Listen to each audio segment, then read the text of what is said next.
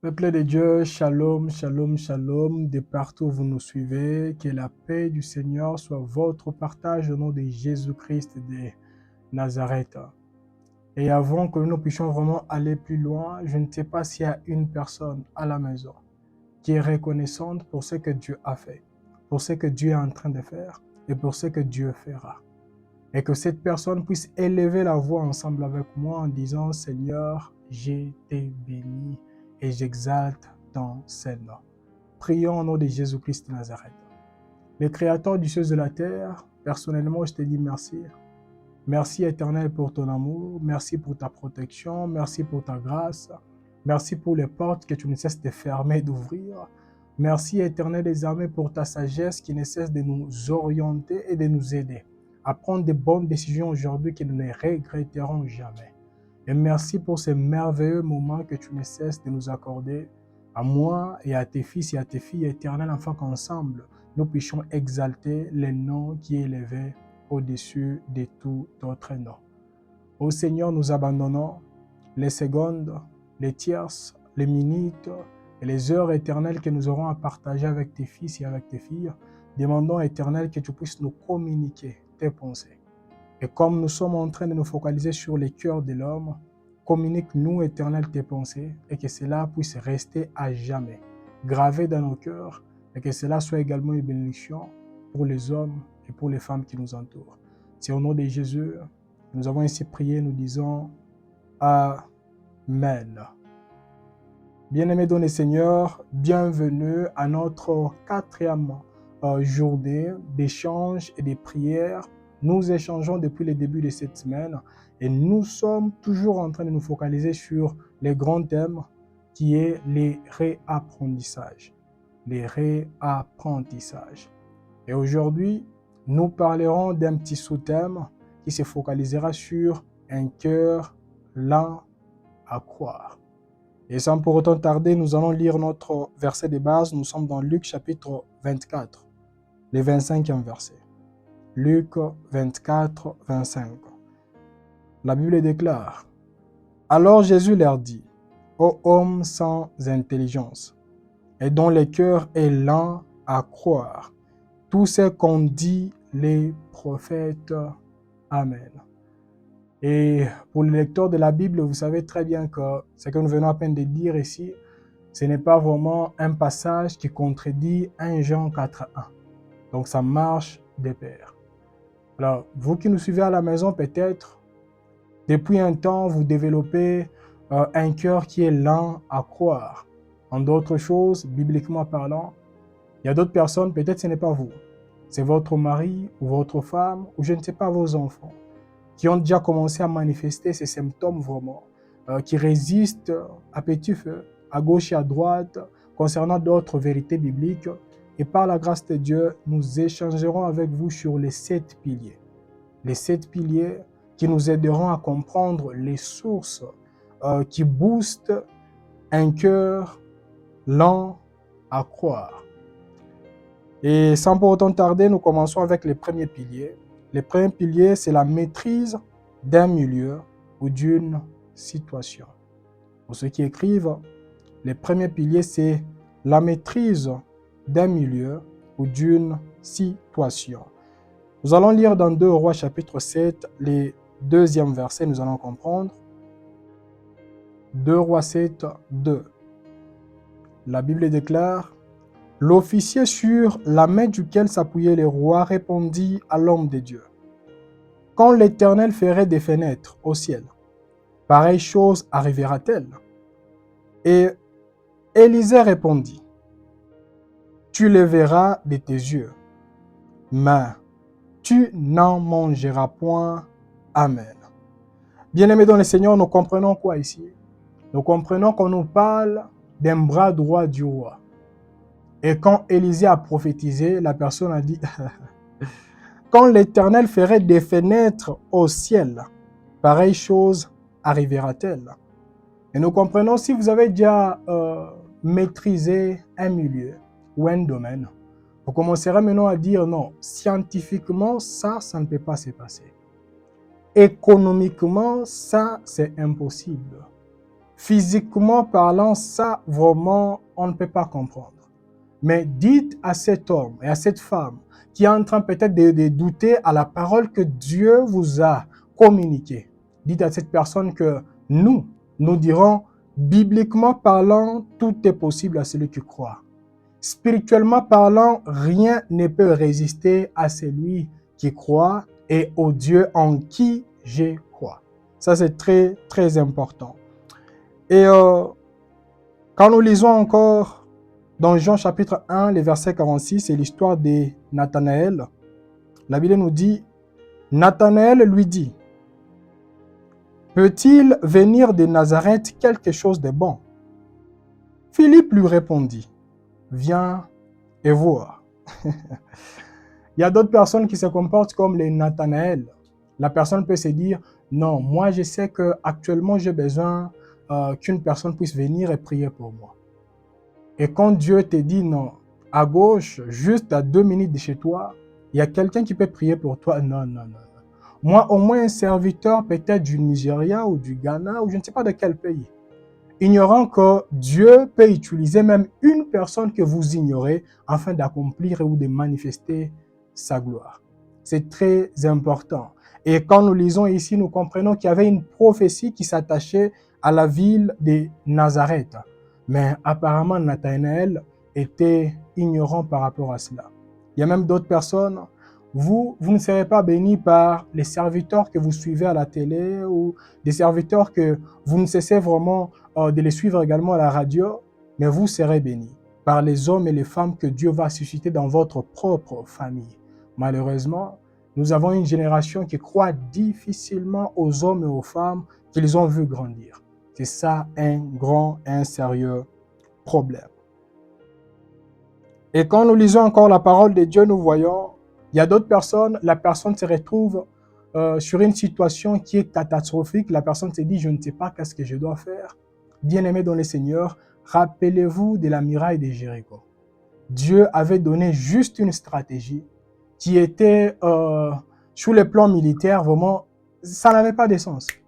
Mais spirituellement parlant, ça avait vraiment de l'impact. Et j'aimerais dire à quelqu'un, comme Jérémie nous dit, dans Jérémie chapitre 32, les 19e verset, pour ceux qui prient avec nous tous ces temps, vous savez que j'aime tellement ces passages. Jérémie 32, 19. La Bible nous dit, tu es grand en conseil et puissant en action, qu'on se limite par là. Bien-aimés dans le Seigneur, quand vous vous retrouvez devant une situation compliquée, dites tellement, Seigneur, toi tu es grand en conseil et puissant en action. Donne-moi une stratégie, afin que ma situation puisse prendre fin au nom de Jésus-Christ de Nazareth. Et premièrement, comme je l'avais dit, les premiers piliers, c'est quoi? La maîtrise d'un milieu ou d'une situation. Même si vous savez que normalement, cette maladie, quand ça commence comme ça veut dire que la personne vraiment ne peut plus résister vu qu'il y a déjà tel symptôme, tel symptôme, tel symptôme. Bien-aimés dans le Seigneur, nous avons un Dieu qui a créé l'homme et qui a les derniers mots ou la dernière parole sur les vies des hommes. Ça, c'est très important. Alors, le deuxième pilier, c'est après un échec ou après une trahison. Nous allons lire l'histoire de Pierre dans Luc chapitre 5, le 5e verset. La Bible nous dit, Simon lui répondit, Maître, nous avons travaillé toute la nuit sans rien prendre. Mais sur ta parole, je jetterai les filets. Amen. Combien de personnes n'agissent pas comme Pierre? Parce que Pierre a dit à Jésus, nous avons déjà tout fait. Ce que vous voulez nous dire là, on l'a déjà fait. Mais sur ta parole, je les ferai. Mais il y a d'autres personnes, si vous avez déjà eu à gêner, rien n'a changé. Vous avez prié, rien n'a changé. Vous avez donné des offrandes, rien n'a changé. Et quand on vous dit, Dieu dit, faites ceci ou cela. Non, moi, il y a 2 mois, je l'ai fait. Je n'ai rien vu. Bien-aimés dans le Seigneur, quand Dieu dit, nous devons également booster notre foi en faisant ce qu'il a voulu que nous puissions faire. Peut-être nous l'avions fait, mais ce n'était pas au bon moment. Alors il est important en tant qu'enfant de Dieu que nous puissions avoir ça en tête. Et toujours dans le deuxième pilier, vous devez savoir, quand nous lisons dans Romains chapitre 2, les versets 24, Romains 2, 24, la parole nous dit « Car le nom de Dieu est à cause de vous, blasphémé parmi les païens, comme cela est écrit. Amen. » Et comme je l'avais dit, c'est après un échec ou après une trahison. Il y a d'autres personnes, peut-être vous avez été trahi par votre pasteur. D'autres personnes, vous avez été trahi par votre père biologique. D'autres personnes, vous avez été trahi par votre fiancé. Et après cela, la personne s'est dit, moi, les histoires des églises ou les histoires de la foi, etc., je ne crois plus en ces choses, car la personne que j'ai considérée comme, je ne sais pas, entre parenthèses, sainte ou un représentant de Dieu, ce qu'elle m'a fait, personnellement, je ne pense pas si je peux encore croire. Bien-aimés dans le Seigneur, vous avez cru en un homme, mais vous n'avez pas cru en Dieu. Parce que si vous croyez en Dieu, vous devez marcher avec cette pensée en vous disant, un homme peut me trahir, mais Dieu ne trahira jamais. Et j'aimerais dire aux hommes et aux femmes de Dieu qui me suivent là à la maison, vous devez savoir que plus le diable passera par vous pour offenser les hommes et les femmes qui croient en votre ministère, vous devez savoir que plus il y aura des âmes et des âmes qui plairont juste par nos bêtises et l'Éternel nous en demandera des comptes en disant « je t'ai donné telle personne ». Actuellement, la personne est en enfer, c'est à cause de toi. Parce qu'il y a d'autres personnes, c'est juste après une trahison que la personne a vécu au travers, je ne sais pas, de son pasteur, que la personne actuellement est devenue ivrogne. Bien-aimés dans le Seigneur, nous devons travailler sur nous-mêmes pour que nous ne soyons pas des occasions de chute pour les hommes et les femmes qui nous entourent. C'est très important. Et le troisième pilier, c'est quoi? Le troisième pilier, c'est une croyance sélective. Une croyance sélective. Et avant d'abord de parler d'une croyance sélective, j'aimerais rentrer un peu dans le deuxième pilier, parce qu'on a parlé, c'est après un échec ou après une trahison. Il y a d'autres personnes, peut-être la personne vous a trahi aujourd'hui, la personne s'est repentie, elle a changé, elle évolue, mais tous les jours, vous ne cessez de répéter la même histoire, ignorant que Dieu l'a déjà pardonné et la personne n'est plus la même personne que vous avez croisée hier. C'est la même chose que nous avons vu avec la personne de Paul. Quand il était Saul de Tarse, et nous voyons qu'il a commis plusieurs bêtises. Mais après la repentance, la Bible nous dit que Paul n'était plus la même personne. Et il y a d'autres personnes, vous croyez en vous-même, vous ne croyez pas en d'autres personnes. Comment? Vous croyez que vous pouvez tomber et vous relever, mais d'autres personnes n'ont pas le droit de tomber et de se relever. La même grâce que vous utilisez sur votre propre vie et sur la vie des membres de votre famille, utilisez la même grâce sur la vie d'autres personnes que vous ne connaissez pas. C'est très important. Parce que peut-être la personne a tombé hier, mais actuellement, la personne est déjà debout, la personne est déjà sanctifiée par Dieu, elle avance, elle est sur la bonne voie. Alors, troisièmement, une croyance sélective. Nous allons lire dans Jean chapitre 11, les 40e versets.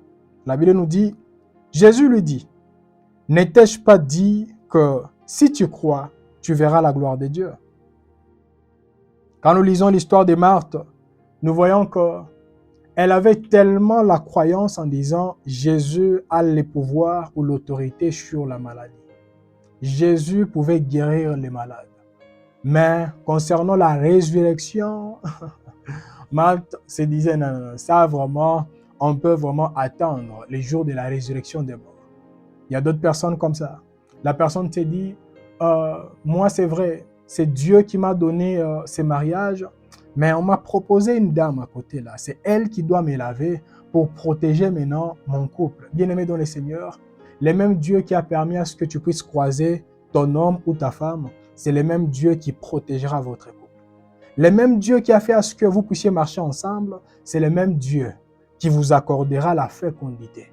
Et le même Dieu qui vous rendra fécond ou féconde, c'est le même Dieu qui protégera cet enfant jusqu'à la naissance. Et le même Dieu qui a protégé cet enfant jusqu'à la naissance, c'est le même Dieu qui protégera cet enfant jusqu'à la vieillesse.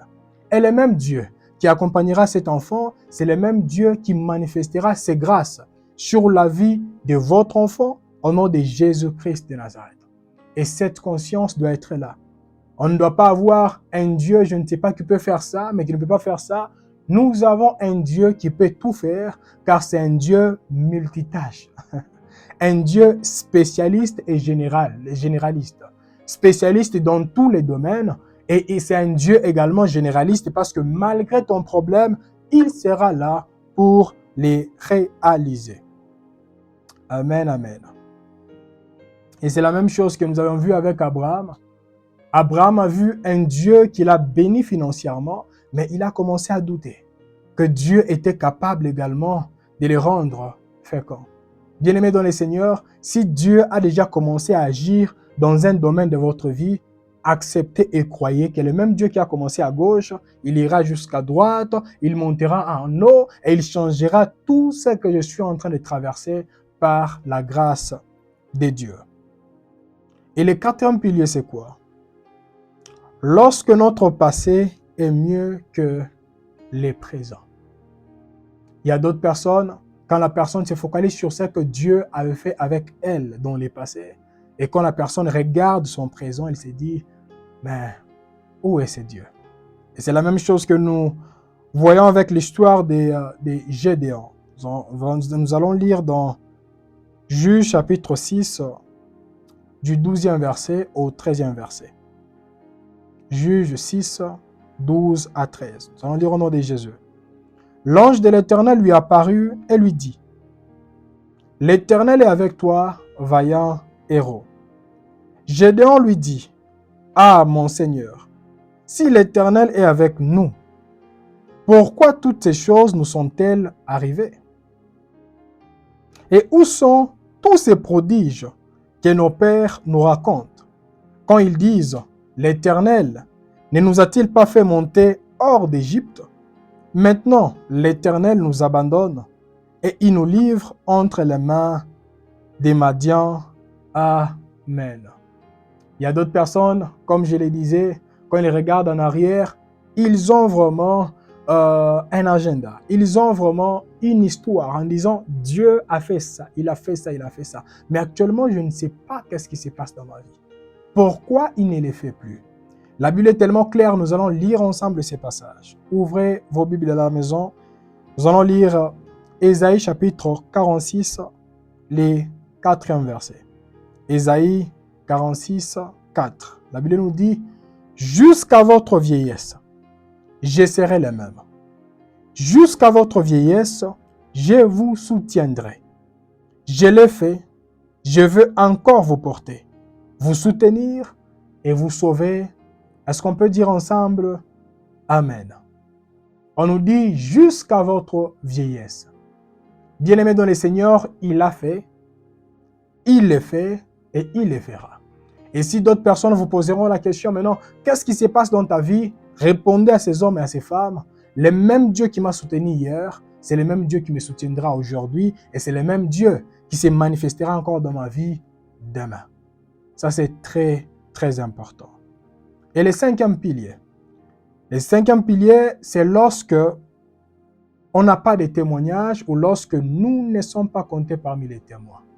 Je répète, lorsqu'on n'a pas de témoignages ou lorsque nous ne sommes pas comptés parmi les témoins. Nous allons lire dans Actes des Apôtres, chapitre 22, le 15e verset. La Bible nous dit, « Car tu lui serviras de témoin auprès de tous les hommes des choses que tu as vues et entendues. » Bien-aimé dans le Seigneur, je l'ai toujours dit, en tant que parent, pour les parents, en tant que parent, vous ne devez pas seulement vous limiter en disant, moi je prêche à mon enfant ou à mes enfants tous les jours afin qu'ils reçoivent Jésus-Christ comme Seigneur et Sauveur et qu'ils aient la même foi que moi, j'accepte. Tout ça c'est bon. Mais ce que nous devons également ajouter, c'est quoi? C'est prier maintenant en disant, Seigneur, fais grâce à mes enfants, fais grâce à mon mari, fais grâce à ma femme, afin que les dieux que j'ai croisés, que eux également puissent les croiser au nom de Jésus-Christ de Nazareth. Que ça ne soit pas seulement un Dieu historique, mais qu'il puisse également dire, c'est un Dieu que j'ai vu, un Dieu que j'ai palpé, un Dieu qui s'est manifesté dans ma propre vie. Pas d'abord dans la vie d'Abraham, dans la vie d'Isaac. J'accepte et je respecte tout ce que Dieu a fait avec eux, mais moi je crois en ce Dieu qui m'a béni, qui m'a soutenu et qui m'a fait du bien. Bien-aimé dans le Seigneur, si quelqu'un a déjà expérimenté ce Dieu-là, l'abandonner, c'est un peu difficile. C'est un peu difficile. Et le 6e pilier, c'est lorsqu'on se focalise sur nos capacités. Je répète, lorsqu'on se focalise sur nos capacités. Et quand nous lisons l'histoire de Moïse dans Exode chapitre 3, le verset 11, la Bible nous dit, c'est lui-même qui dit, « Qui suis-je pour aller vers Pharaon et pour faire sortir d'Égypte les enfants d'Israël ?» Et Jérémie a dit, « Ah Seigneur, Éternel, voici, je ne sais point parler, car je suis un enfant. » Gédéon a dit, dans Juge chapitre 6, le verset 15, « Ah mon Seigneur, avec quoi délivrai-je Israël? Voici, ma famille est la plus pauvre à Manassé, et je suis le plus petit dans la maison de mon père. » Et Saoul a dit, dans 1 Samuel chapitre 9, le 21e verset, « Ne suis-je pas benjamite de l'une des plus petites tribus d'Israël? Et ma famille n'est-elle pas la moindre de toutes les familles de la tribu de Benjamin? Pourquoi donc me parles-tu de la sorte? Amen. Bien-aimés dans le Seigneur, deux fois quand Dieu nous parle, quand Dieu nous révèle d'autres choses, on commence maintenant à se focaliser sur nos propres capacités ou la capacité des hommes et des femmes qui nous entourent. Mais dans ma famille, on n'a jamais vu ça. Dans mon entourage, on n'a jamais entendu parler de ça. Dans ma nation, telle histoire ne s'est jamais accomplie. Bien-aimés dans le Seigneur, pourquoi ne pas dire, je sais que ça n'est jamais arrivé dans mon entourage, etc. Mais je comprends que Dieu veut commencer une nouvelle histoire avec moi. Parce que quand nous lisons dans Zacharie chapitre 4, le verset 6, la Bible nous dit, ça ne sera ni par la puissance, ni par la force, mais par son esprit. Et nous également devons nous dire, bien-aimés dans le Seigneur, malgré tout est en train de compliquer, malgré Dieu nous dit des choses que nous, on n'arrive pas à comprendre, mais on s'est dit, Seigneur, je sais que par mes propres efforts, je ne ferai même pas 20% de ce que tu viens à peine de me dire. Mais je sais que ça sera par ta puissance et par ton esprit. C'est toi qui me soutiendras. C'est toi qui m'orienteras. C'est toi qui ouvriras les portes que je ne pouvais jamais et au grand jamais m'imaginer. Au nom de Jésus-Christ de Nazareth. Et nous allons encore ajouter un autre passage dans 1 Samuel chapitre 2, le verset 8. 1 Samuel 2, 8. La Bible nous dit, « De la poussière, il retire les pauvres. Du fumier, il relève l'indigent pour le faire asseoir avec les grands. Et il leur donne en partage un trône de gloire. Car à l'Éternel sont les colonnes de la terre, et c'est sur elles qu'il a posé le monde. Amen. » Bien-aimés dans le Seigneur, nous devons croire en cela. En disant, oh Seigneur, quand tu m'as dit cela, j'ai compris que comme toi-même tu as dit, c'est de la poussière que tu retires d'autres personnes. Et tu relèves d'autres personnes éternelles. Je sais que tu vas me retirer et tu vas me relever. Tu vas me retirer de la poussière et tu vas me relever où je suis tombé, afin qu'avec toi, que je puisse accomplir des exploits au nom de Jésus-Christ de Nazareth. Et nous allons conclure avec ces piliers. Dans 1 Corinthiens chapitre 1, le 25e verset, la Bible nous dit, « Car la folie de Dieu est plus sage que les hommes, et la faiblesse de Dieu est plus forte que les hommes. » Amen. Bien-aimés dans le Seigneur, des fois, ce que Dieu nous dira, ça semblera comme une folie, mais la folie de Dieu est plus sage que les hommes, et la faiblesse de Dieu est plus forte que les hommes. Amen. Et le dernier pilier, c'est lorsqu'on s'habitue aux choses de Dieu. Lorsqu'on s'habitue aux choses de Dieu. Nous allons lire dans Matthieu chapitre 11, du 23e verset au 24e verset. Matthieu 11, 23 à 24. La Bible déclare, « Et toi, Capernaum, seras-tu élevé jusqu'au ciel? Non, tu seras abaissé jusqu'au séjour des morts. Car si les miracles qui ont été faits au milieu de toi avaient été faits dans Sodome, elle subsisterait encore aujourd'hui. » Le 24e verset nous dit, « C'est pourquoi je vous le dis, au jour du jugement, le pays de Sodome sera traité moins rigoureusement que toi. » Je répète, « C'est pourquoi je vous le dis, au jour du jugement, le pays de Sodome sera traité moins rigoureusement que toi. Amen. » Bien-aimés dans le Seigneur, avez-vous déjà entendu quelqu'un dire, « Moi, que je prie, que je ne prie pas, Dieu m'a toujours protégé. » Même quand je rencontre un accident sur mon chemin, il y a d'autres personnes qui peuvent mourir, mais moi, Dieu a toujours été à mes côtés. Bien-aimés dans le Seigneur, tout ce qui vous arrive, c'est un appel. Dieu est en train de vous dire, non, bien-aimé, tu dois maintenant croire en moi et tu dois te laisser utiliser par moi. Malheureusement, il y a d'autres personnes, Dieu l'a sauvé hier, mais aujourd'hui, la personne est dans les bois des nuits. Et la Bible nous dit, nous serons jugés rigoureusement. Pourquoi? Parce que les miracles que Dieu ne cesse d'accomplir avec nous, si ils avaient accompli dans les villes comme Sodome et Gomorrhe, plusieurs personnes allaient se répandre. Et j'aimerais dire à un homme et une femme qui est en train de me suivre, il y a d'autres personnes qui disent, moi je ne cherche pas le boulot. Moi quand j'ai des missions à gauche, d'autres portes s'ouvrent à droite.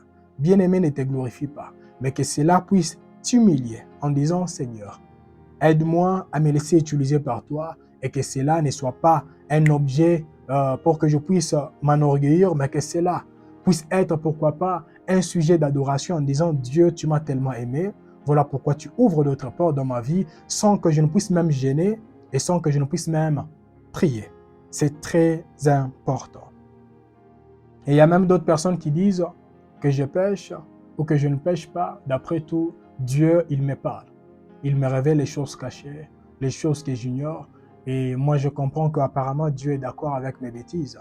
Bien-aimés dans le Seigneur, quand nous lisons, dans Juge chapitre 16, le 21 verset. Juge 16, le 21 verset. C'est l'histoire de la personne que nous appelons Samson, qui nous dit la parole de Dieu. Elle dit alors, qui? C'est la concubine de Samson. Les Philistins sont sur toi. Samson, il se réveilla de son sommeil et dit, je m'en tirerai comme les autres fois et je me dégagerai. Il ne savait pas que l'Éternel s'était retiré de lui. Amen. Bien-aimé dans le Seigneur, il y a d'autres personnes qui s'habituent. Comme Dieu m'a assisté hier, il le fera encore aujourd'hui. Et vous, vous retrouverez comme Samson un autre jour, les mains ligotées, et vous ne saurez faire ce que vous étiez en train de faire. Bien-aimé dans le Seigneur, quand le temps est encore là, vous ne devez pas avoir un cœur lent à croire. Croyez que Dieu vous aime. Croyez que Dieu a besoin de votre cœur et croyez que vous devez vous repentir afin de marcher selon la volonté de Dieu. Et avant que nous puissions conclure avec une requête, j'aimerais dire aujourd'hui c'est la dernière matinée. Je crois que c'est important que nous puissions nous limiter aujourd'hui et vous laisser le temps de révisualiser les vidéos que nous avions postées et vous préparer pour la retraite que nous aurons les 14 à 22 km de Lubumbashi. Il y a d'autres personnes qui nous ont confirmé qu'ils vont voyager vraiment, que l'Éternel vous soutient, afin que le voyage puisse très bien se passer et que les 14, que nous soyons ensemble ici et que nous puissions prier avec vous du 14 au 15. Et pour ceux qui veulent participer, dans la description, il y aura un numéro, vous pouvez appeler si vous êtes au pays et précisément à Lubumbashi. Appelez ces numéros. Si vous êtes à l'Ikasi Akologie, vous pouvez voyager, venir. Appelez ces numéros et vous aurez toutes les précisions et vous saurez comment est-ce que ça se passera. Et pour ceux qui viendront, je vous demanderai vraiment de vous préparer en advance parce qu'une fois arrivé, vos téléphones seront en mode avion et vous n'aurez plus vraiment le temps de parler avec d'autres personnes et de loin et de près. Parce que ce sera dans le mode Lo Sambo toujours. Et pour ceux qui nous suivent en ligne, nous vous donnerons les précisions dans notre groupe Telegram comment cela se passera. Sinon, nous allons conclure avec Une requête qui est tellement simple en disant à Dieu, Seigneur, fais-moi grâce, afin que je ne sois pas compté parmi les hommes et les femmes qui développeront un cœur lent à croire. Prions au nom de Jésus. Seigneur, merci, toi qui as permis à ce que je puisse partager avec ta fille et ton fils. Merci, Éternel, parce que tu nous as parlé d'une manière ou d'une autre. J'abandonne nos vies entre tes saintes mains, te demandant, Éternel, que tu puisses nous protéger et nous aider, Éternel, afin que nous ne soyons pas comptés parmi les hommes et les femmes qui développeront les cœurs durs et pourquoi pas lents à croire. On sait que tu ne cesses d'accomplir dans nos vies et dans notre entourage au nom de Jésus-Christ de Nazareth. Et assiste la vie de tes fils et de tes filles afin que nous soyons comptés parmi les ambassadeurs, les hommes et les femmes que toi tu toucheras, tu utiliseras pour transformer les vies des hommes et des femmes à côté, pour relever ceux qui sont abattus là actuellement par la grâce de Dieu. Nous bénissons la journée d'aujourd'hui et nous bénissons la vie de toutes les personnes éternelles qui nous suivent et qui nous suivront au nom de Jésus-Christ de Nazareth. Que ta main soit sur nous et que ta grâce nous distingue tout au long de la journée d'aujourd'hui. C'est au nom de Jésus et nous avons ainsi prié, nous disons Amen. Bien-aimés dans le Seigneur, merci pour vos souhaits. Merci infiniment pour votre amour que vous ne cessez de manifester à ma petite personne. Que l'Éternel vous bénisse et vous garde. Bonne journée à vous et rendez-vous le 14 octobre à Lubumbashi et je dirais à 22 km de Lubumbashi sur la route Kasenga à l'auberge de la Grâce. Shalom et à la prochaine.